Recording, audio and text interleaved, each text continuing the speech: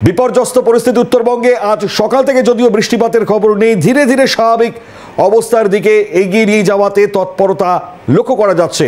আর খুব স্বাভাবিকভাবেই রাজ্যের মুখ্যমন্ত্রী প্রশাসনিক প্রধান মমতা বন্দ্যোপাধ্যায় তিনি এই মুহূর্তে পৌঁছলেন। সাধারণ মানুষ উত্তরবঙ্গের যারা তাদের পাশে দাঁড়িয়ে তাদের পাশে থাকার বার্তা ইতিমধ্যে দিয়েছেন। আজ আরও বিশেষভাবে যা করণীয় তাদের পাশে থেকে তা করবেন, পাশে থাকবেন, তার বার্তা ইতিমধ্যেই সামনে দিয়েছেন মুখ্যমন্ত্রী মমতা বন্দ্যোপাধ্যায়। যে ছবি আপনাদেরকে দেখাচ্ছি হাসিমারা এয়ারবেস, সেখান থেকে ছবি সরাসরি আসছে, আপনাদেরকে দেখাচ্ছি। মুখ্যমন্ত্রী তিনি ইতিমধ্যে পৌঁছিয়েছেন সেখানে। আপনারা জানেন ইতিমধ্যেই বহু মানুষের মৃত্যুর খবর সামনে এসছে, ফলত সেই জায়গায় পরিস্থিতির যে অবনতি হয়েছে, পর্যটক যারা আটকে ছিলেন তাদেরকে সম্পূর্ণ প্রশাসনিক সহযোগিতায় ফিরিয়ে আনা হয়েছে, অনেককেও ফিরিয়ে আনা হচ্ছে। প্রত্যেকের পাশে সম্পূর্ণভাবে রয়েছে রাজ্যের প্রশাসন, বার্তা তুলে ধরেছিলেন মুখ্যমন্ত্রী মমতা বন্দ্যোপাধ্যায়। অত্যন্ত গুরুত্বপূর্ণ যে ছবি এই মুহূর্তে আপনারা দেখতে পাচ্ছেন। মুখ্যমন্ত্রী এই মুহূর্তে কোনো বক্তব্য রাখবেন কিনা হাসিমারায় পৌঁছবার পর এই মুহূর্তে দেখাচ্ছি আপনাদেরকে সেই ছবি। ইতিমধ্যে তিনি নেমে গিয়েছেন, অবশ্যই বক্তব্য স্পষ্টত আরও আমরা বুঝতে পারবো। উত্তরবঙ্গে ইতিমধ্যে পৌঁছে গিয়েছেন মুখ্যমন্ত্রী মমতা বন্দ্যোপাধ্যায় এবং এখান থেকে দাঁড়িয়ে সোজাসুজি তিনি চলে যাবেন যে বিধ্বস্ত এলাকাগুলো রয়েছে সেগুলো পরিদর্শন সারবেন, তিনি খতিয়ে দেখবেন কি অবস্থা। মৃত্যুর খবর ইতিমধ্যেই সামনে এসছে, আর সেই মৃত্যুর খবর অত্যন্ত দুঃখজনক। বহু পর্যটক যারা আটকে ছিলেন তাদের দ্রুততার সহিত ফিরিয়ে আনার যে প্রচেষ্টা, তা গতকাল থেকে রাজ্যের প্রশাসন একাধিকভাবে তাদের পাশে থেকে সেই বার্তা দিয়েছেন এবং ফিরিয়ে এনেছেন। এর উপর পরিস্থিতি জানবার চেষ্টা করবো। রাজা সাহা রয়েছেন আমাদের সঙ্গে টেলিফোন লাইনে। রাজা, কি ছবি এই মুহূর্তের? মুখ্যমন্ত্রী তো পৌঁছলেন। মুখ্যমন্ত্রী মমতা বন্দ্যোপাধ্যায় তিনি হাসিমারা পৌঁছে গিয়েছেন, আর কিছুক্ষণের মধ্যেই তিনি বেরিয়ে আসবেন হাসিমারা এয়ারবেস থেকে। তোমাকে জানাই যে এই মুহূর্তে তৃণমূল কংগ্রেসের কর্মী সমর্থক তারা হাসিমারায় তারা জমায়েত করছেন এবং তারা স্লোগান দিচ্ছেন।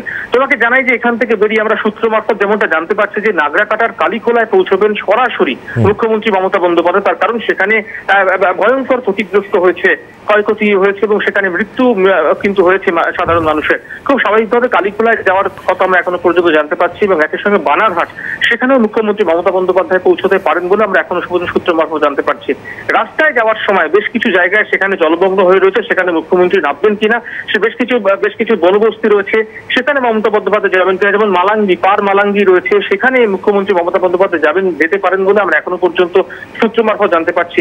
ফলত সব মিলিয়ে তোমাকে জানাই যে এই মুহূর্তে মুখ্যমন্ত্রী মমতা বন্দ্যোপাধ্যায় পৌঁছে গিয়েছেন। তিনি কলকাতা বিমানবন্দরে প্রবেশ করার পথেই তিনি বলে গিয়েছিলেন যে মৃতের পরিবারকে 5 লক্ষ টাকা আর্থিক যে ক্ষতিপূরণ একেবারে রাজ্য সরকারের তরফ থেকে দেওয়া হবে এবং পরিবারের একজনকে হোমগার্ডের চাকরির ব্যবস্থা কিন্তু রাজ্য সরকারের তরফ থেকে করা হবে। এবং এই মুহূর্তে উত্তরবঙ্গে পৌঁছে গিয়েছেন মুখ্যমন্ত্রী মমতা বন্দ্যোপাধ্যায়, হাসিমারায় নেমে গিয়েছেন একেবারে আলিপুরদুয়ার জেলাতে। তুমি জানো যে একের পর এক জেলা যেভাবে ক্ষতিগ্রস্ত হয়েছে, আলিপুরদুয়ার পার্শ্ববর্তী জলপাইগুড়ির বিস্তীর্ণ এলাকা কিন্তু জলমগ্ন এখনো পর্যন্ত রয়েছে। সেই এলাকাতেই মুখ্যমন্ত্রী মমতা বন্দ্যোপাধ্যায় সরাসরি যাবেন, আমরা এখনো পর্যন্ত সূত্র মারফত তেমনটা জানতে পারছি। আর কিছু সময়ের অপেক্ষা, তারপরে মুখ্যমন্ত্রী মমতা বন্দ্যোপাধ্যায় বেরিয়ে আসবেন এবং বেরিয়ে এসে সরাসরি তার গন্তব্য নাগরাকাটা বিধানসভা এলাকা, সেই বিধানসভার কালীখোলা এলাকায় মুখ্যমন্ত্রী যাবেন বলে আমরা এখনো পর্যন্ত জানতে পারছি।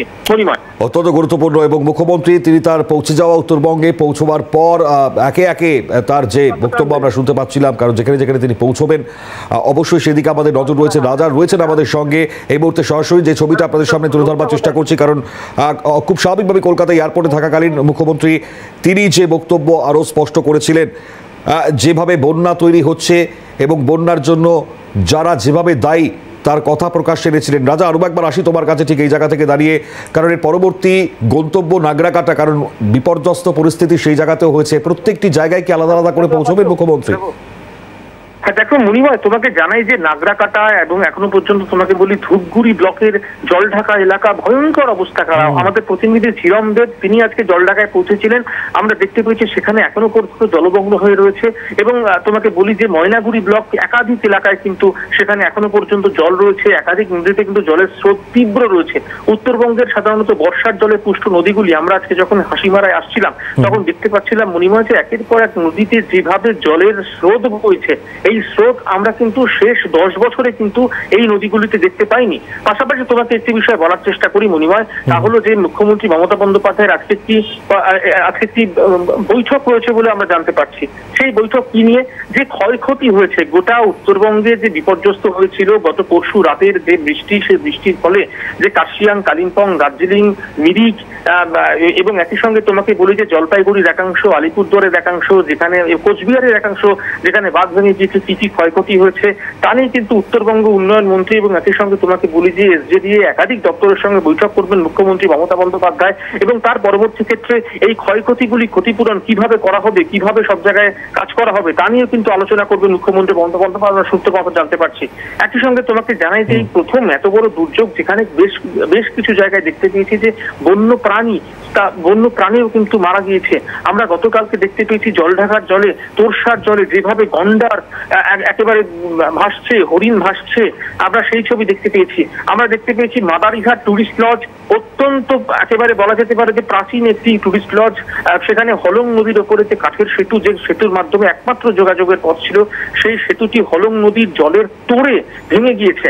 ফলত তোমাকে যেটা বলার চেষ্টা করি মণিময়, সেই বিষয়টি নিয়েও কিন্তু ইতিমধ্যেই বনমন্ত্রী বীরবাহা হাঁসদা তিনি উত্তরবঙ্গে এসে পৌঁছেছেন। তিনি মাদারিঘাটে রয়েছেন, একাধিক জায়গায় তিনি পরিদর্শন করছেন। জলদাপাড়া যে জঙ্গল রয়েছে, সেই জঙ্গলের পশুদের কি ক্ষয়ক্ষতি হয়েছে তা নিয়েও কিন্তু তিনি বন দপ্তরের বৈঠক করছেন। ফলত বীরবাহা হাঁসদার সঙ্গেও কিন্তু মমতা বন্দ্যোপাধ্যায় বৈঠক করতে পারেন বলে আমরা এখনো পর্যন্ত জানতে পারছি। ফলত সব মিলিয়ে তোমাকে জানাই মণিময় যে আর কিছু সময়ের অপেক্ষা, তারপরে মুখ্যমন্ত্রী মমতা বন্দ্যোপাধ্যায় বেরিয়ে আসবেন, বেরিয়ে এসে একেবারে সরাসরি পৌঁছে যাবেন নাগরাকাটায়। যদিও যাবার পথে যেটা মনে করা হচ্ছে, আমরা সাধারণত মুখ্যমন্ত্রী এর আগেও যখন বন্যা কবলিত এলাকায় গিয়েছিলেন দক্ষিণবঙ্গে, আমরা সেখানে লক্ষ্য করেছিলাম যে তিনি কিন্তু একাধিক জায়গায় তিনি নিজে থেকে নেমে যান, গাড়ি থেকে নেমে গিয়ে সাধারণ মানুষের সঙ্গে দেখা করেন এবং তাদের ক্ষতিপূরণ অর্থাৎ তার সঙ্গে তিনি কিছু ত্রাণ সামগ্রী নিয়ে আসেন, সেগুলি তিনি কিন্তু দেন এবং স্থানীয় প্রশাসনকে নির্দেশ দেন। ফলত আজকেও কিন্তু সেই বিষয়টি হতে পারে বলে মনে করা হচ্ছে। মণিমা, একেবারেই সঙ্গে থাকো রাজা। আপনারা জানেন যে মন্ত্রী অরূপ বিশ্বাস আগে কিন্তু ধূপগুড়ি তাকে পাঠিয়ে দেওয়া হয়েছে। ফলত উত্তরবঙ্গে পৌঁছে যে প্রথমেই হাসিমারা, যেখান থেকে ছবি আপনাদেরকে দেখাচ্ছি, রাজা সাহা আমাদেরকে বিস্তারিত জানাচ্ছেন। আর সেখান থেকে আজ নাগরাকাটা, কারণ প্রচুর ক্ষয়ক্ষতি হয়েছে সেখানে, আর যত দূর যাওয়া যায় তত দূর যাওয়ার চেষ্টা করবেন বলে ইতিমধ্যেই মুখ্যমন্ত্রী জানিয়েছিলেন এবং রাজ্যের মুখ্য সচিব মনোজ পান্ত তার সঙ্গে রয়েছেন। ফলত অত্যন্ত গুরুত্বপূর্ণ এই মুহূর্তের একে একে যে ছবিগুলো সামনে আসছে আপনাদেরকে দেখাচ্ছি। এবং আপনারা জানেন দার্জিলিংয়ের বিপর্যয়ের সব থেকে বেশি ক্ষতিগ্রস্ত এলাকা তা হচ্ছে মিরিক, এবং সেখানেও মৃত্যুর খবর যথেষ্ট পরিমাণে সামনে এসছে। ফলত মিরিকের দিকেও যতদূর সম্ভব তারা যাবেন, তবে শুরুটা নাগরাকাটায় তিনি পৌঁছবেন। যে পরিস্থিতি তৈরি হয়েছে সেখানকার যে জনজীবন বিপর্যয় যেভাবে নেমে এসছে তা মারাত্মক, এবং তিনি জানিয়েছেন। এই মুহূর্তে প্রথম ছবি আপনাদেরকে দেখাচ্ছি, আপনারা দেখতে পাচ্ছেন যে ছবি হাসিমারা থেকে সরাসরি সেই ছবির প্রথম ছবি আপনাদেরকে দেখাচ্ছি আমরা, যেখানে দাঁড়িয়ে খুব স্বাভাবিকভাবেই যে পরিমাণ বৃষ্টিপাত, গতকালও তিনি বলেছেন, আজও তিনি বলছিলেন যে ভুটান এবং সিকিমের জলে উত্তরবঙ্গে বন্যা হয়েছে, সেই সঙ্গে 12 ঘন্টায় টানা 300 মিলিমিটার বৃষ্টি, অতি দুর্যোগের সঙ্গে একেবারে ম্যানমেড বন্যা। এত জল যাবে কোথায় প্রশ্ন তুলেছেন মুখ্যমন্ত্রী। রাজার কাছে আরো একবার আসবো। রাজা, এই মুহূর্তে কি ছবি এই মুহূর্তে সামনে আসছে একবার জানাও। মণিমা, একেবারেই তুমি যে বিষয়টি বারবার বলছিলে যে গতকালকে আমরা দেখতে পেয়েছি যে রাজ্যসভার সাংসদ ঋতব্রত বন্দ্যোপাধ্যায় তিনি সরাসরি প্রশ্ন তুলেছিলেন ইন্দো ভুটান রিভার কমিশন নিয়ে। আমরা জানি যে পশ্চিমবঙ্গ রাজ্য বিধানসভা, সেই বিধানসভাতে ইন্দো ভুটান রিভার কমিশন নিয়ে একটি বিল পেশ করা হয়েছে এবং সেই বিলটি পাশও করা হয়েছিল সর্বসম্মতিক্রমে। কি ছিল সেখানে? সেখানে ছিল যে ইন্দো ভুটান যে রিভার কমিশন তৈরি করা হোক এবং সেখানে কিন্তু একজন পশ্চিমবঙ্গের প্রতিনিধি থাকুক, যার ফলে ভুটানে তখন বৃষ্টি হচ্ছে, কতটা জল ছাড়া হবে সেই তথ্য সরাসরি যাতে পশ্চিমবঙ্গ সরকারের কাছে আসে। তার কারণ ফি বছর দেখা যায় ভুটান পাহাড়ের জল ছাড়া হয় এবং সেই ছাড়া জলে কিন্তু আলিপুরদুয়ার জেলার বিস্তীর্ণ এলাকা জলমগ্ন হয়। এবারেও কিন্তু সেই একই চিত্র দেখা গিয়েছে।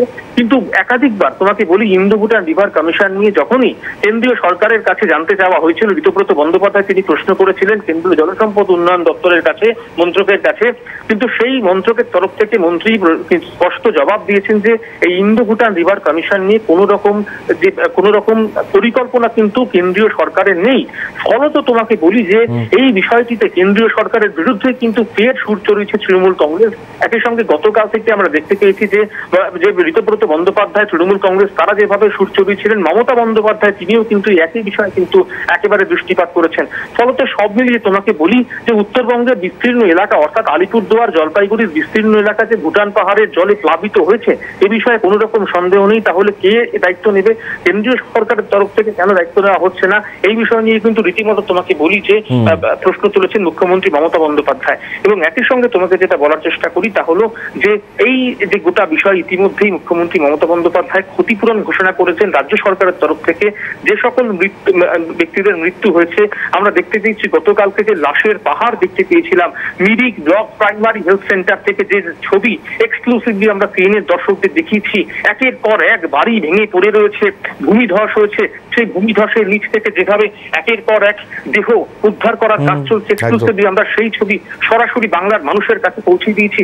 সেই সকল মৃত মানুষের মৃতের পরিবারকে কিন্তু তোমাকে জানাই যে 5 লক্ষ টাকা করে ক্ষতিপূরণ। তুমি যেমনটা জানাচ্ছ রাজা, একই সঙ্গে এই বক্তব্যগুলোই মুখ্যমন্ত্রী মমতা বন্দ্যোপাধ্যায় যা বলেছেন এক এক করে সেই বক্তব্যগুলো শোনাবো, শুনুন।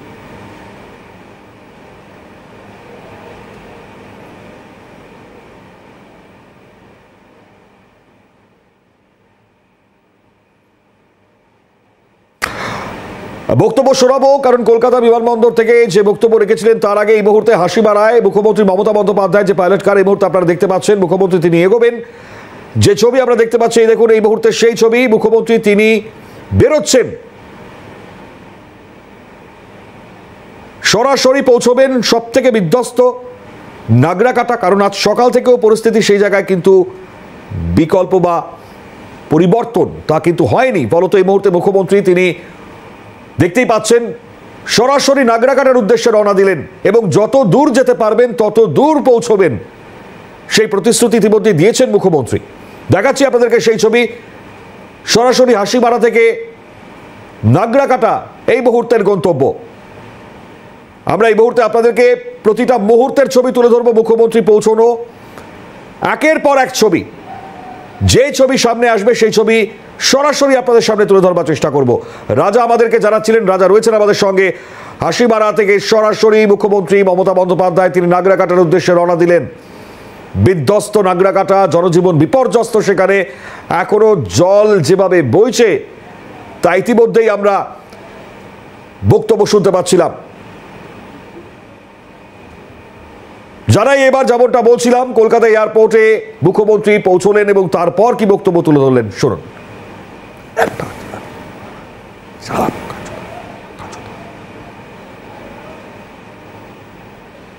কালকে যারা বন্যায় মারা গেছে, মানে ম্যানমেড বন্যায়, পরিকল্পিত বন্যায়, জল ছাড়ার জন্য এবং অতি দুর্যোগ, আজকেও আমি গঙ্গার সামনে থেকে আস্তে আস্তে দেখছিলাম গঙ্গা পুরো ভর্তি হয়ে গেছে। কাল পরশু হাই টাইড আছে। কথা হচ্ছে আমি কতটা রাজ্যের আমরা জল সামলাবো। বিহারে বৃষ্টি হলে জল চলে আসছে ফরাক্কা দিয়ে, ইউপিতে বৃষ্টি হলে ফরাক্কা দিয়ে জল চলে আসছে গঙ্গায়, গঙ্গা টুবু হয়ে যাচ্ছে। আমাদের জলটা যাবে কোথায়? এখানে জল বৃষ্টি বেশি হলে। তারপরে ধরুন ডিবিসি তো ইচ্ছে মতো জল ছাড়ছে, পুরোটা নিজেদের খালি করে দিয়ে নিজেদের বাঁচাচ্ছে, ঝাড়খণ্ডকে বাঁচাচ্ছে। ঝাড়খণ্ড বাঁচুক আমি চাই, কিন্তু তোমরা সিলট্রেশন করছো না কেন? ডিসিলট্রেশন করছো না কেন? আজকে 20 বছর ধরে বলতে বলতে মুখ ব্যথা হয়ে গেছে। মাইথন, ডিভিসি, পাঞ্চেত কোনো জল ভরবার ক্যাপাসিটি নেই। তাহলে রাখার দরকার কি? ড্যাম না থাকলে ভালো হতো। তাহলে জলটা ন্যাচারাল কোর্সে আসতো, ন্যাচারাল কোর্সে বেরিয়ে যেত, সবাই সমানভাবে ভাগাভাগি করতে পারত। টোটাল আমরা ফেস করছি, দক্ষিণবঙ্গ ফেস করছে ডিভিসি, পাঞ্চেত, মাইথন। দুর্গাপুর ব্যারেজ দিয়ে জলটা ছেড়ে দিচ্ছে এবং আমাদের ব্রিজ থেকে শুরু করে সব কিছু ওই জলের ফোর্সে উড়িয়ে নিয়ে চলে যাচ্ছে।